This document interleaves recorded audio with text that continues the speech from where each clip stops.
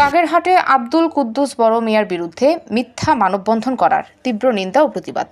বাগেরহাট জেলার ফকিরহাট উপজেলার নলধা ইউনিয়নের বিশিষ্ট শিল্পপতি আব্দুল কুদ্দুস বড় মিয়ার বিরুদ্ধে শত্রুতামূলক ও মান-সম্মান ক্ষুণ্ণ করার উদ্দেশ্যে গত বুধবার 23শে এপ্রিল মানববন্ধন করেছে আলী ফকির। তার তীব্র নিন্দা ও প্রতিবাদ জানিয়েছেন কুদ্দুস বড় মিয়া। তিনি আরও বলেন, আমার নামে যে মিথ্যা মানববন্ধন করেছে এটা সম্পূর্ণ মিথ্যা, ভিত্তিহীন, এর কোনো যৌক্তিকতা কিছু নেই।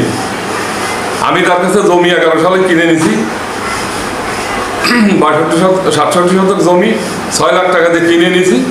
এই জমি নিয়ে যে সে মিথ্যা যে অপবাদ করেছে এটা তীব্র নিন্দা জানাই এবং আমি এর আইনানুগ ব্যবস্থা গ্রহণ করার জন্য অনুরোধ করতেছি।